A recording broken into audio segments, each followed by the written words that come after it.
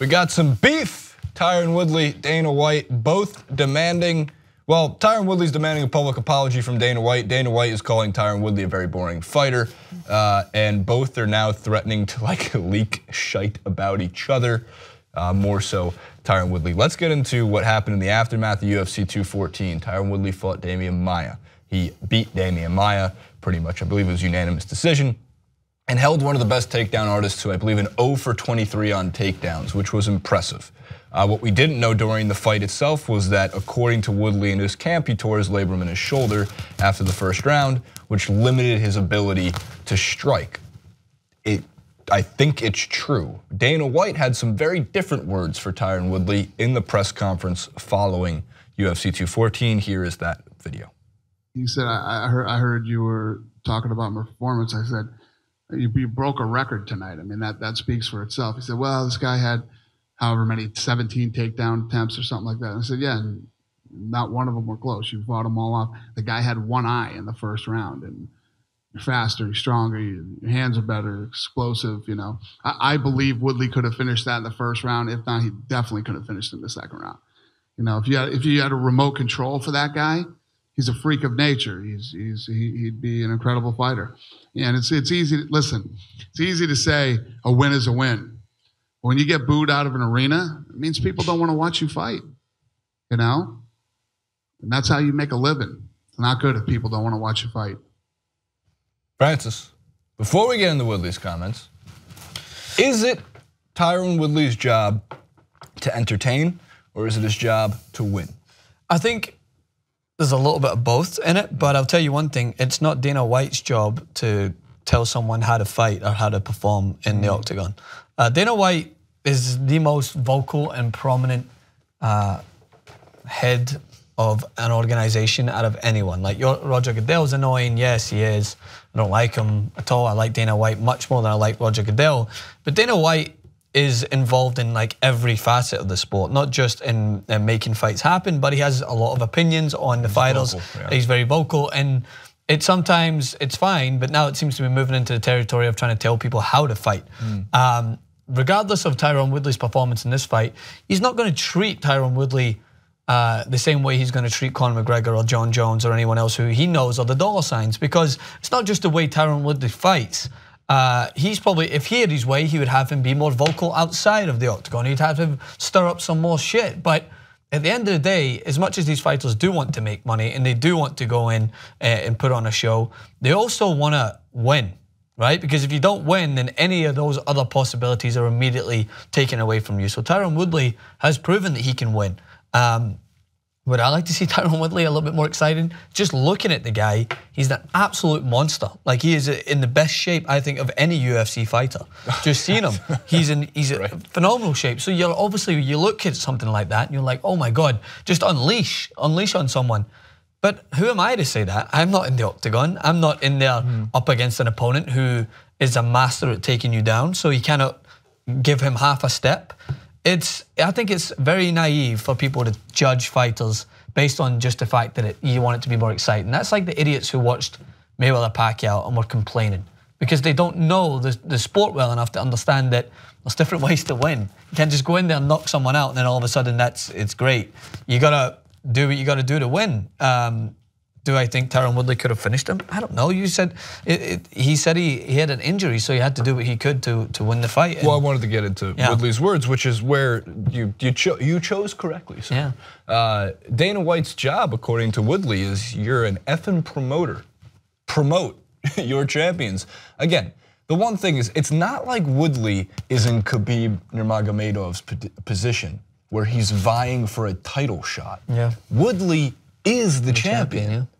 Like, it's not, you can't treat him like he's not a champion. I understand he is not a good draw, although he does have the weapons like he did against Robbie Lawler when he took the belt almost a year ago to the day. It was that's when he took over. So he's been the champion for a year, calendar year, and you know, he finished Lawler with some devastating strikes. So we've seen him explode forward. We've seen what he's able to do to Wonder Boy and almost make him tap in the remarkable feat in UFC 205. And then we saw, I was there for one of the more boring title fights I saw. If you thought the Maia Woodley fight was boring, Thompson Woodley was right up there the second time around. And of course, it's not a good look to the casual fan.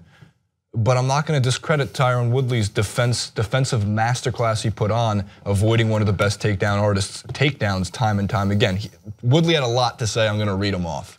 Real quick, just before that, has anyone noticed Joe Rogan and Dana White becoming the same person? No, they've always like, oh, that's what? Wow, that's the closest it's ever been. What? Wait, which one's Joe Rogan? Who's who?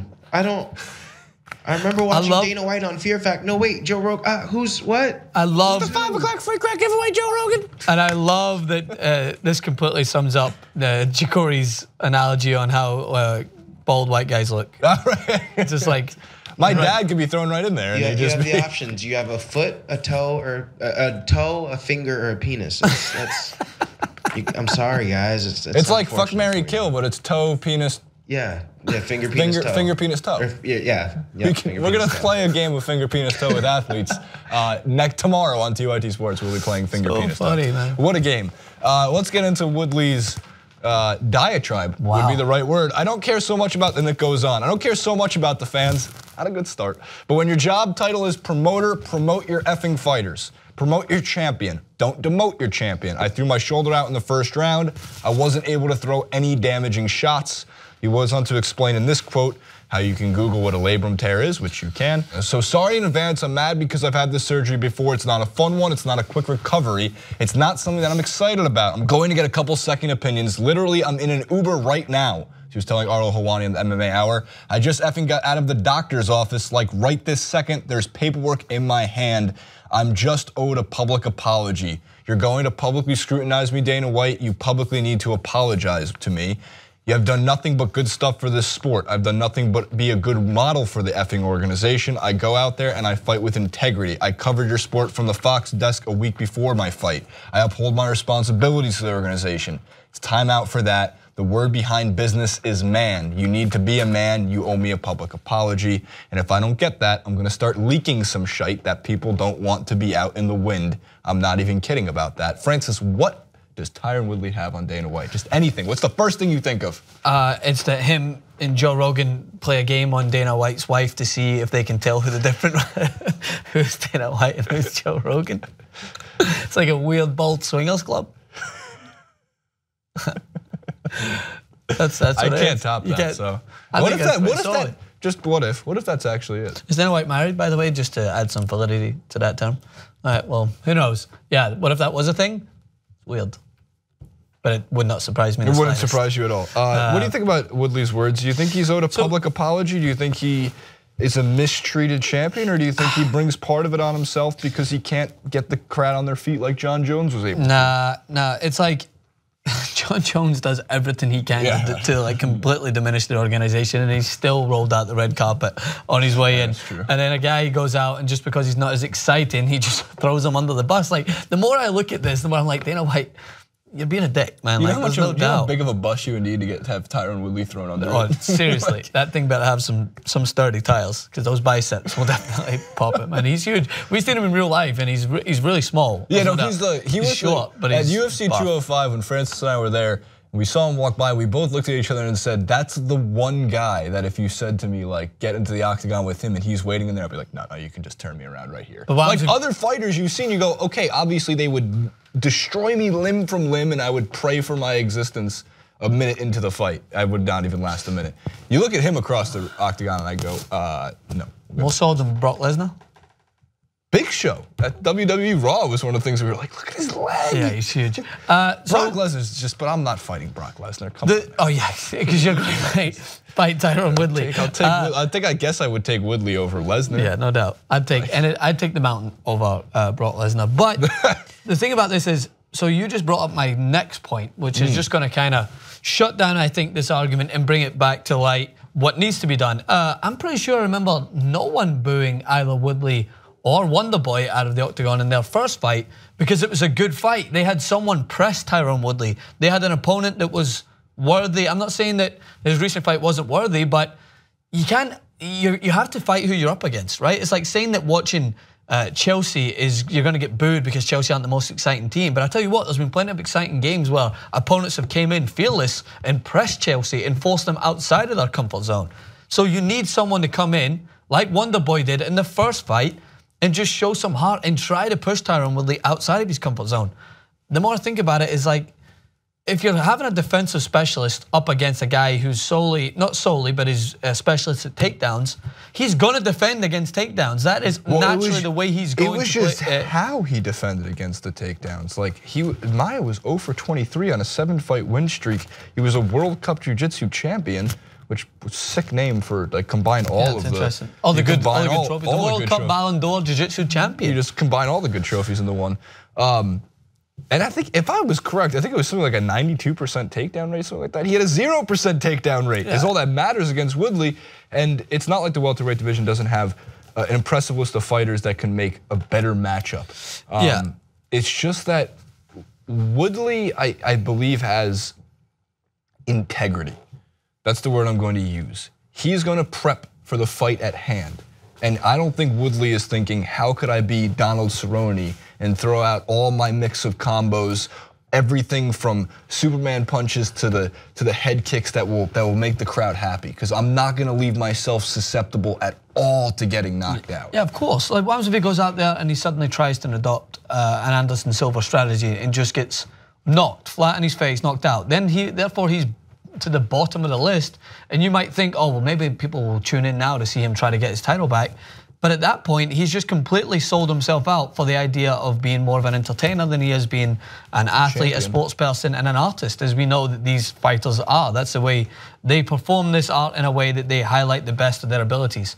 You can't make a Demetrius Johnson a Conor McGregor, because that's just not the way he's programmed. It would be false. I like Demetrius Johnson the way he is, and I like Conor McGregor the way he is. Well, I just find it amazing too when Dana White, throws like fighters like Tyrone Woodley under the bus. It's not like Demetrius Johnson is not an exciting fighter, but he gets FS1 cards over and over and over again. Why didn't you schedule a little bit better and give Demetrius Johnson a main event on a damn pay-per-view? The guy's about to break a record. I think it might be if we look at it maybe a little deeper with Dana White, it might be a little bit of not scared. He might not be scared, but he might just be a little wary that Conor McGregor's about to step into the boxing ring, seeing if that might go successful. Who knows what's going to happen, blah, blah, blah. We've already shared our opinions.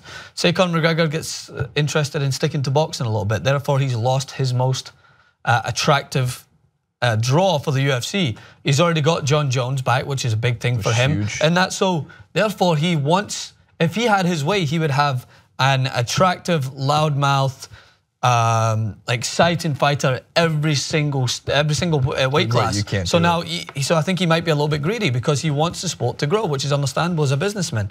But you can't just be throwing people under the bus who have been ambassadors, good ambassadors to your sport, simply because you don't like their fighting style. It's not the way it works. Yeah, Jay-Z said, "I'm a businessman, not a businessman. I'm a businessman, not a businessman." Ah, now I get it. Good words. Smart I wish dude. I could hear Jay-Z's new album. Someone going to release it sometime soon? I have it on Google Drive. Please. Don't come after me. Someone get it. Comment below, all things Woodley, White, Wonderboy, All W's. Wones, McGregor, Wonder Woman. Wonder Woman.